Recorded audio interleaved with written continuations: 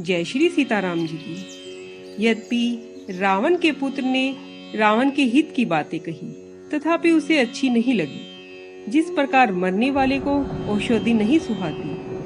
संध्या का समय जानकर रावण अपनी विषव भुजाओं को निहारता हुआ महल की ओर चला। लंका की चोटी पर एक बहुत ही विचित्र स्थान था। वहां अखाड़ा था। वहीं जाकर रावण बैठ गया। किन्नर उसके गुणगान गाने लगे। ताल, पखावज और वीणा आदि बज रहे हैं। चतुर अप्सराएं नाच रही हैं। वह सदैव 100 इंद्रों के समान आनंद करता है। यद्यपि सिर पर बड़ा ही प्रबल शत्रु चढ़ गया है, तथापि उसके मन में कोई डर नहीं है।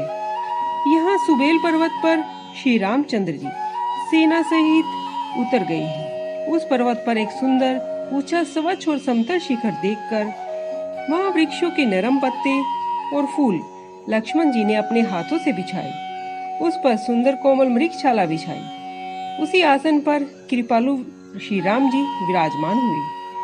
प्रभु राम जी अपना शेर सुग्रीव की गोद में रखे हुए हैं। बाएं और दाहिनी ओर धनुष बाण रखे हैं। दोनों कर कमलों से बाण सुधार रहे हैं।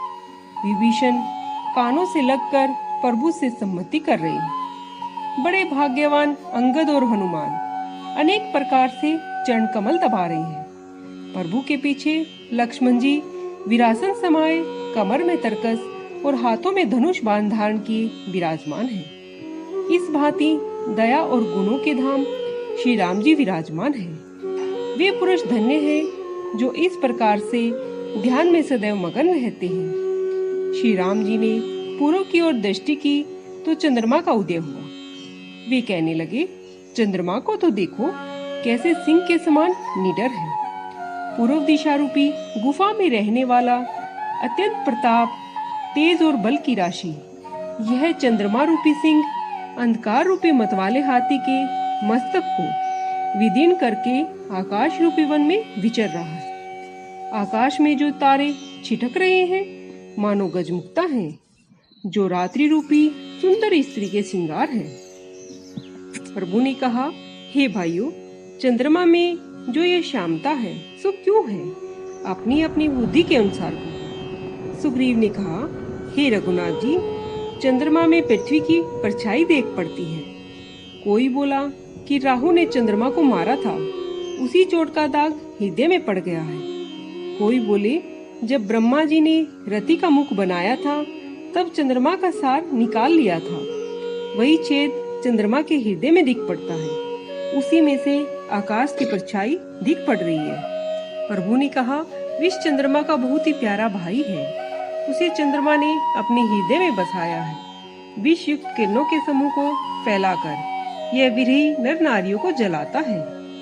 हनुमान जी ने कहा, हे प्रभु, चंद्रमा आपका सेवक है। उसके हृदय में आपकी मूर्ति बसती है, वही श्यामलता झलक रही है। हनुमान के वचन सुनकर चतुर राम जी हंसे और दक्षिण की ओर देखकर कृपा निधान बोले, हे विभीषण, दक्षिण दिशा की ओर तो देखो, बादल उमड़ रहे हैं। मधुर मधुर ध्वनि से घने बादल ऐसे गरज रहे हैं मानो कठोर ओले की वर्षा होना चाहती है। विभीषण ने कहा, हे कृपालु, सुनिए, यह न तो बिजली है न बादलों की घटा है। लंका के शिखर पर एक सुंदर महल है। वहाँ रावण अखाड़ा देख रहा है। रावण के सिर पर एक छत्र है, वही मेघ के समान जान पड़ता है।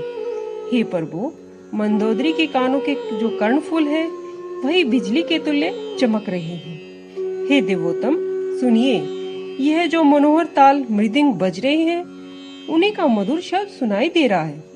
रावण का अभिमान समझकर श्री राम जी मुस्कुराए और धनुष बाण चढ़ाकर संघान किया।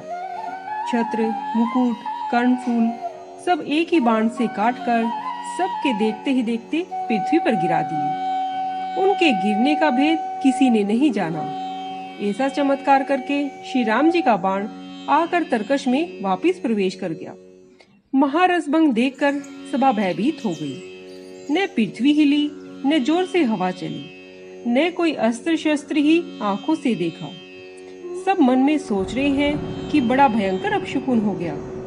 रावण सभा को भयभीत देखकर हंसने लगा और युक्ति से बात बनाकर कहने लगा, जिसके सिर गिरने से भी सदा मंगल होता है, उसके मुकुट गिरने से अपशकुन कैसे? अपने अपने घर जाकर सो जाओ। यह सुनकर सब रावण को सिर नवाकर घर को चले गए। मंदोदरी के हृदय में तभी से चिंता बस गई जब से कर्णफूल पृथ्वी पर गिरे थे।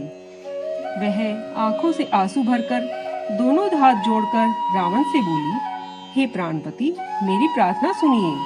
हे स्वामी, रामचंद्र जी से वैर छोड़ दीजिए। उनको मनुष्य जानकर हृदय में हट मत करो। वे राम जी विश्व रूपी है, मेरी इस बात पर विश्वास कीजिए। वेदों ने उनके अंग अंग में ब्रह्मांड की कल्पना की है। उनके चरण पाताल, मस्तक ब्रह्मलोक और अन्य जितने लोक हैं वे अंग अंग में स्थित हैं। उनका भ्रुकुटी विलासी भयंकर काल है। उनके नेत्र सूर्य और केश में मेघों के समूह हैं। उनकी नासिका अश्विनी कुमार असंख्य रात दिन पलकों की गति है। कान ही 10 दिशाएं हैं, यह वेदों ने कहा है। उनका श्वास पवन और वेद जिनकी वाणी है। लोभ उनके होठ है और यमराज भयंकर दांत है। माया हंसना है, दिक्पाल भुजाएं हैं। अग्नि मुख है और वरुण जीव है। उत्पत्ति पालन और प्रलय की उनकी चेष्टा है। 18 प्रकार की वनस्पतियां उनकी रोमावली हैं। पर्वत हड्डियां हैं और समस्त नदियां नसें हैं। उदार समुंदर है और नरक के नीचे ही इंद्रियां हैं। इस प्रकार प्रभु विश्व रूप है। अधिक कल्पना और क्या की जाए। जिनका अहंकार महादेव जी है, बुद्धि ब्रह्मा जी है, चंद्रमा मन है और महत्व चित है। उन्हीं चराचर रूप भगवान राम जी की मनुष्य रूप में निवास करते हैं। सुनो प्राणपति, ऐसा विचार कर श्री राम जी से वैर छोड़कर उनके चरणों में प्रीति करो, जिससे मेरा सुहाग न जाए। स्त्री की बातें कानों से सुनकर रावण हंसने लगा और कहा, मोह की महिमा बलवती है। कवि स्त्रियों का स्वभाव ठीक कहते हैं कि उनके हृदय में 8 अवगुण सदा रहते हैं। हे प्यारी, यह सब सहज ही मेरे वश में है। अब तुम्हारी कृपा से मुझे समझ पड़ा है। हे प्रिय, तुम्हारी चतुराई मैंने जान ली है।